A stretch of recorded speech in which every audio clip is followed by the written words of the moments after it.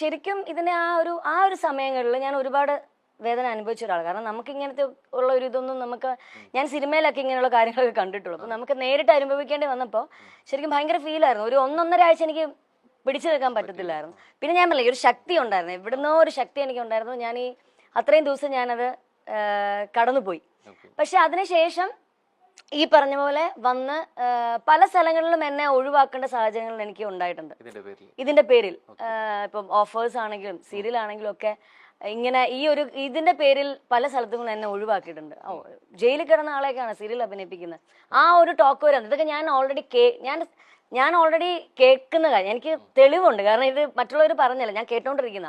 അപ്പൊ അങ്ങനെ ഒത്തിരി സ്ഥലങ്ങളിൽ എന്നെ ഒഴിവാക്കിയിട്ടുണ്ട്. അപ്പൊ അതൊക്കെ ശരിക്കും ഭയങ്കര പെയിൻഫുൾ ആയിരുന്നു എന്നെ സംബന്ധിച്ച്. പിന്നെ ഞാനീ പറഞ്ഞില്ലേ, പിന്നെ എനിക്ക് സ്വയം ഒരു ഇതുണ്ടായിരുന്നു, ഞാനൊരു ഒരിക്കലും ഒരു കലാകാരിയെ ഒരിക്കലും നമുക്ക് തോപ്പിക്കാൻ പറ്റില്ല. സത്യസന്ധമായിട്ടുള്ള ലെവലിൽ പോവുകയാണെങ്കിൽ എന്നെ സംബന്ധിച്ച് എനിക്കറിയായിരുന്നു ഞാൻ തെറ്റ് ചെയ്തിട്ടില്ലാത്ത ഒരാളാണ്. പിന്നെ പേരുദോഷം വന്നു. അപ്പം അതിന്റെ പുറത്ത് ഞാൻ എന്തിനാ ഇങ്ങനെ ഭയങ്കര വിഷമിച്ച് അല്ലെങ്കിൽ അങ്ങനെ ഇരിക്കേണ്ട കാര്യമില്ലല്ലോ. നമ്മളെ ഒരു തൊഴിൽ കയ്യിലുണ്ട്, നല്ലൊരു തൊഴിൽ, നല്ലൊരു കുഞ്ഞുങ്ങളെ പഠിപ്പിക്കാനുള്ള ഒരു അധ്യാപികയാണ്, സ്വന്തമായി പെർഫോം ചെയ്ത് ഇതെല്ലാം ഉള്ളതുകൊണ്ട് നമ്മൾ ആരും പേടിക്കേണ്ട കാര്യമില്ല. നമ്മൾ തെറ്റ് ചെയ്തിട്ടില്ല. ആ ഒരു ധൈര്യത്തോടുകൂടി തന്നെയാണ് മുന്നോട്ട് പോയത്. നമ്മൾ പലപ്പോഴും അഭിനേത്രിയാകുമ്പോൾ വേഷങ്ങളിലൂടെ പല രീതിയിലേക്ക് നമ്മൾ കാണാത്ത കേട്ടുകേൾവി മാത്രമുള്ള രംഗങ്ങളിലൂടെ പോകേണ്ടി വരും, അല്ലെ? വേഷങ്ങളിലൂടെ പോകേണ്ടി വരും. പക്ഷെ ഒരു ജയിൽ ജീവിതം എന്നുള്ളത് നമ്മൾ വിദൂര സാധ്യതയിൽ പോലും ഒരിക്കൽ പോലും കാണാത്തതാണ്, അല്ലെ? നമ്മൾ സിനിമയിലൂടെ മാത്രമേ, പക്ഷെ വേഷങ്ങളിലൂടെ മാത്രമായിരിക്കും സാധ്യത. അവിടെ വരുന്നത് ഇതിങ്ങനെ ജീവിച്ചു തീർക്കണു. നമ്മൾ കണ്ട സിനിമയിലോ അല്ലെങ്കിൽ നമ്മൾ കേട്ടതല്ല, അതിന് അപ്പുറത്തേക്കൊരു നമ്മൾ സിനിമയിൽ കാണുന്ന ഒരു ഇതേ അല്ല ആക്ച്വലി. അങ്ങനെയുള്ള ഒന്നും ഇല്ല സിനിമയിൽ നമ്മൾ കാണുന്ന. അവരെ ബുദ്ധിമുട്ടില്ല. നമ്മളിപ്പോ സിനിമയിൽ കാണുമ്പോൾ അവരെ അടിക്കുന്നു, ഇടിക്കുന്നു, അങ്ങനെ ഇങ്ങനെ ഭയങ്കര ബുദ്ധിമുട്ടുകൾ അനുഭവം. പക്ഷെ ഇത് അങ്ങനത്തെ ഉള്ള ഇതൊന്നും ഉണ്ടായിരുന്നില്ല ജയിലിൽ.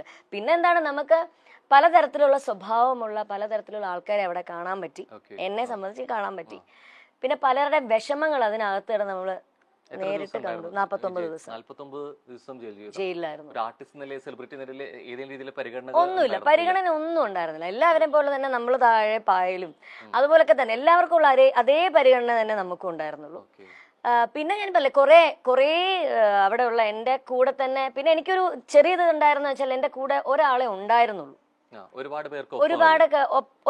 പേർക്കൊപ്പം അല്ലായിരുന്നു ഞാൻ ഉണ്ടായിരുന്നത്. അപ്പം എൻ്റെ കൂടെ ഒരു അമ്മ ഉണ്ടായിരുന്നു, ഒരു പ്രായമുള്ള ഒരു അമ്മയായിരുന്നു. അപ്പൊ ആ അമ്മയായിരുന്നു എൻ്റെ കൂടെ ഉണ്ടായിരുന്നു. പക്ഷെ അവരുടെ ജീവിത അനുഭവങ്ങളൊക്കെ കേൾക്കുമ്പോൾ ഒന്നും സംഭവിച്ചിട്ടില്ല.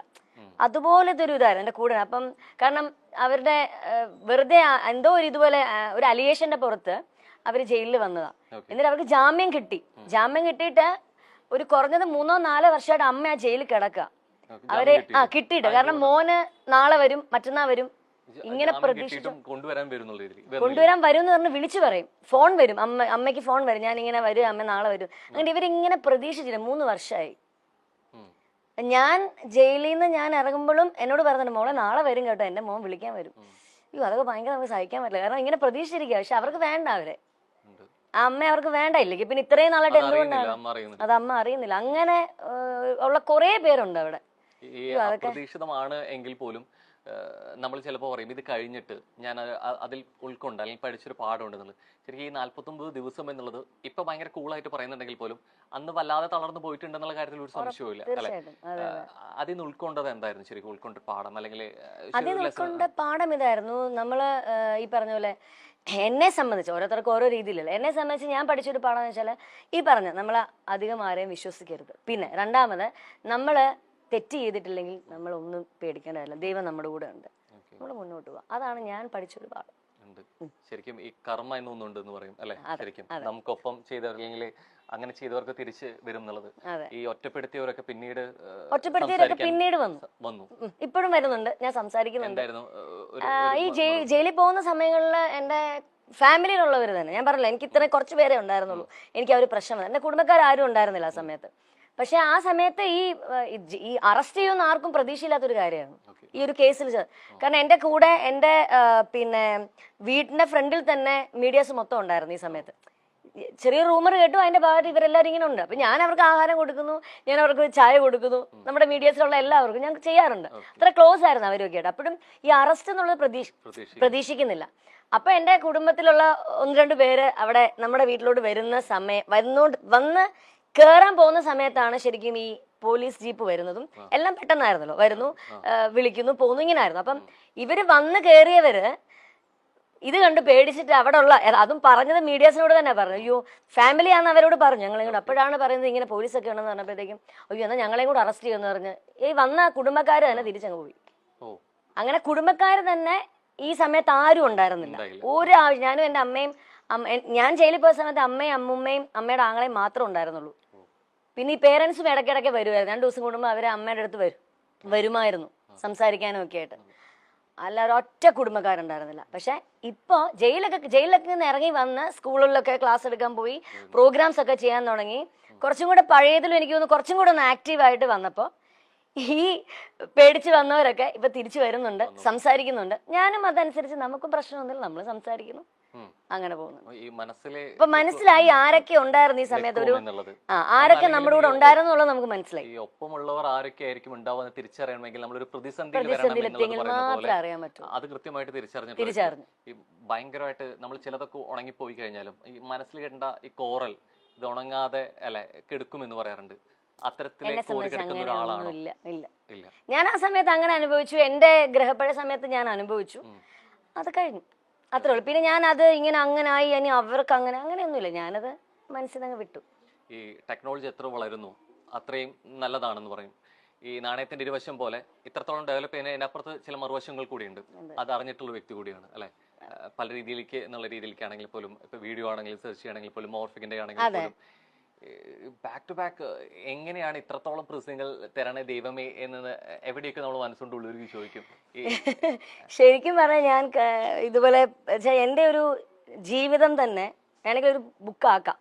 കാരണം അതുപോലുള്ള കാര്യങ്ങളുണ്ട് തുടക്കം തൊട്ടുള്ള കാര്യം. അപ്പം അന്ന് ഇതുപോലെ മോർഫിങ്ങിന്റെ കേസ് ഇതുപോലെ വന്നു. ഞാൻ തന്നെ കണ്ടിട്ട് ഞെട്ടിപ്പോയി. ഞാൻ തന്നെയാണോ എന്ന് ചിന്തിക്കരുത്, കാരണം നമുക്കറിയാമല്ലോ. അപ്പം അതിങ്ങനെ വന്നു. ഈ പറഞ്ഞ പോലെ എന്നെ പക്ഷെ ആരും വിളിച്ച് ചോദിക്കാല്ലോ, ഇങ്ങനെ അങ്ങനെയൊന്നും ആരും എന്നെ ചോദിക്കുകയോ ഒന്നും ചെയ്തിട്ടില്ല. ഞാനിങ്ങനെ ഒരാൾ പറഞ്ഞറിഞ്ഞു, ഞാനത് കണ്ടു, ഓക്കെ, എന്റെ അല്ല, വിട്ടു. ഈ പല ആക്ടേഴ്സിന്റെ ആണെങ്കിൽ പോലും ഇതുപോലെ വരുന്നുണ്ട്. ശരിക്കും ഇത് ഇത്രത്തോളം സാധ്യതകളെ കുറിച്ച് അറിയുകയും ചെയ്യാം. എന്തുകൊണ്ട് പിന്നെ ഇത്രത്തോളം ഒരു കോൺട്രവേഴ്സി അല്ലെങ്കിൽ ഇത്രത്തോളം എനിക്ക് തോന്നുന്നു അന്നത്തെ ഇത് 2009 എന്തോ ആ സമയം, അത് തന്നെ, ആ സമയത്തൊക്കെ എനിക്ക് തോന്നുന്നു കുറച്ചുകൂടെ ആൾക്കാർ ഇത്രയും വലിയൊരു എന്താണ് രീതികൾ, അന്നത്തെ രീതിയിൽ കുറച്ചും കൂടെ ഡെവലപ്മെന്റ് കുറവല്ലായിരുന്നു. അപ്പൊ ഇപ്പോഴല്ലേ കുറെ മാറ്റങ്ങളും കാര്യങ്ങളും ഒക്കെ വന്നു. അപ്പം ആ സമയത്തുള്ള ആൾക്കാർ ചിലപ്പോൾ ഒരു പക്ഷെ ഇങ്ങനെയൊക്കെ ആയിരിക്കാം.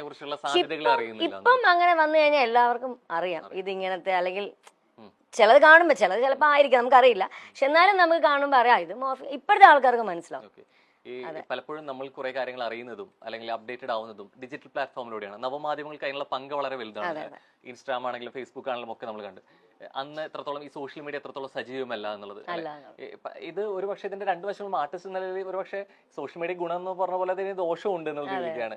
ഇത്ര സജീവമല്ലാത്തൊരു ഡിജിറ്റൽ പ്ലാറ്റ്ഫോമുകളുടെ പ്രാധാന്യം അത്രത്തോളം ഇല്ലാത്തൊരു കാലം ശരിക്കും ഇതൊരു കാരണമായിട്ടുണ്ടോ? ഇതൊരു ദോഷമാവാൻ എന്നുള്ള രീതിയിലേക്ക്, ഇതിന്റെ ഒരു സത്യാവസ്ഥ അറിയാതിരിക്കാൻ അങ്ങനെ തോന്നുന്നുണ്ടോ? ശരിക്കും ഇപ്പം ഇൻസ്റ്റാഗ്രാം, ഫേസ്ബുക്ക് ഇതെല്ലാം ഉണ്ടല്ലോ ഇപ്പം എനിക്ക് തോന്നുന്നു കുറച്ചും കൂടെ ആൾക്കാർക്ക് മറ്റേ പണ്ടത്തെ എൻ്റെ ഒരു കാഴ്ചപ്പാട്ടില് അന്നത്തെ ആൾക്കാർക്ക് അത്രയും കാര്യങ്ങൾ അത്ര വ്യക്തമാകുന്ന ഒരു സാഹചര്യം ഉണ്ടായിട്ടില്ല എന്നുള്ളതാണ് എനിക്ക് തോന്നിയിട്ടുള്ളത്.